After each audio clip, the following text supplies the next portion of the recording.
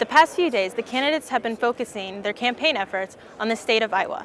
In a couple hours, America will be focused on the Polk County Convention Center to hear the results of the 2012 Iowa caucus. For the Truman Media Network, I'm Morgan Simpson. The construction of a new apartment complex owned by Heritage House Realty has some of the community up in arms. Owner of Heritage House and the chairman of Truman's Board of Governors, Ken Reed, recently removed trees from a city-owned alley to make way for the new construction. Some say that Reed did not have permission to remove the trees. In response, Truman student Megan McDonald started a letter-writing campaign to Governor Nixon to remove Reed from the Board of Governors. When I see someone, who's supposed to be representing us in government do something that only benefits himself and doesn't benefit anyone in the community and creates more tension in the community, I don't want him representing me. Some of the complaints against Reed were brought up by business owner Carl Hildebrand, who lives next door to the construction. Hildebrand says he is afraid the new complex will take away from the neighborhood. The major complaint that I have as a resident of the neighborhood is that it's an overbuilding of what was primarily a residential neighborhood. That large apartment complexes are going up where single-family homes used to be. After McDonald heard these complaints, she says she does not want Reed to represent her or Truman anymore. Her campaign is sending individual letters to Governor Nixon asking Reed be removed from office because of the incident. I feel his actions have spoken for what he has done. There is nothing he could say to me that could stop me from doing this right now. Reed declined to interview on camera, but he did say he is shocked and upset about the campaign. For News 36 and the Truman Media Network, I'm Morgan Simpson. Students may have noticed a number of fake Truman fan pages popping up within the past few weeks.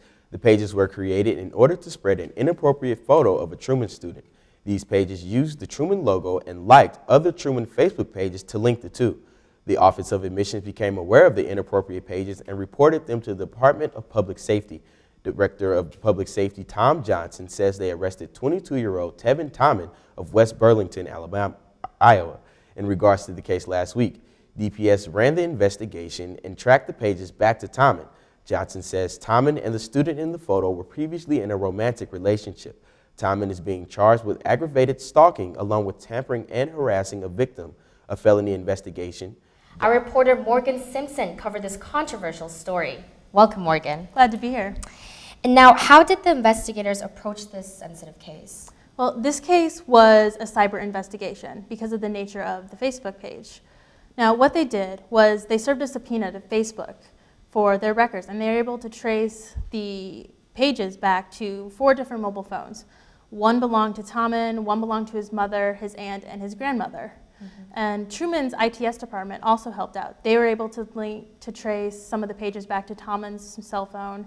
They were also able to take down some of the pages.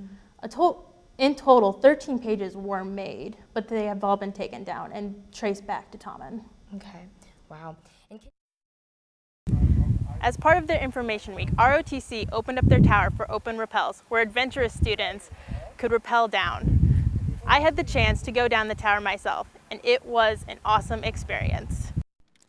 Before rappelling, students had to get geared up and go through a quick tutorial on how to go down and how to brake. After climbing up to the top of the tower, participants stepped over the edge and slid down to the ground.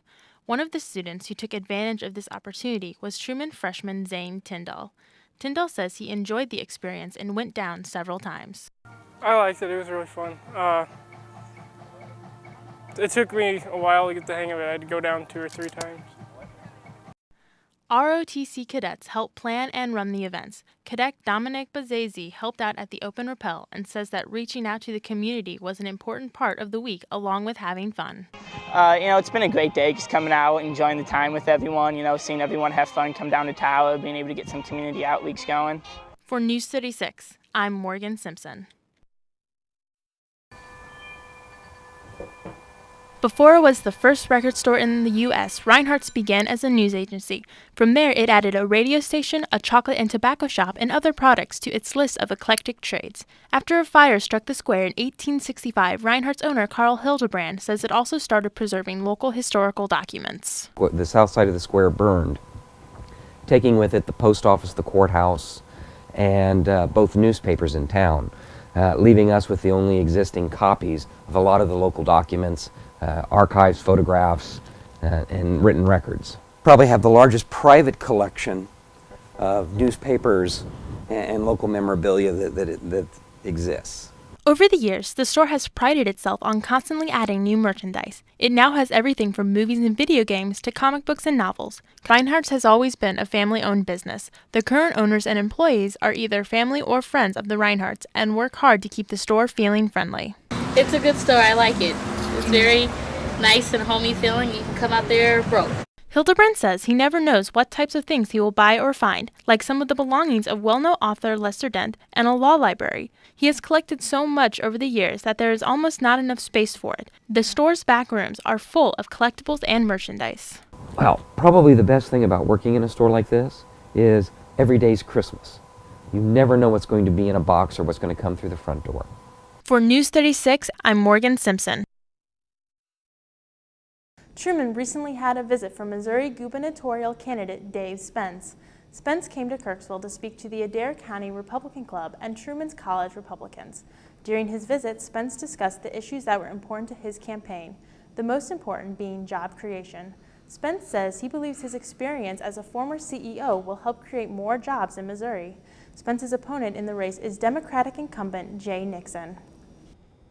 Fans across the nation are hungry for the Hunger Games, the book-turned-movie sensation of the year. Truman students and Kirksville residents are excited for the Hunger Games to hit town this weekend. News 36 reporter Caitlin Blatt has more.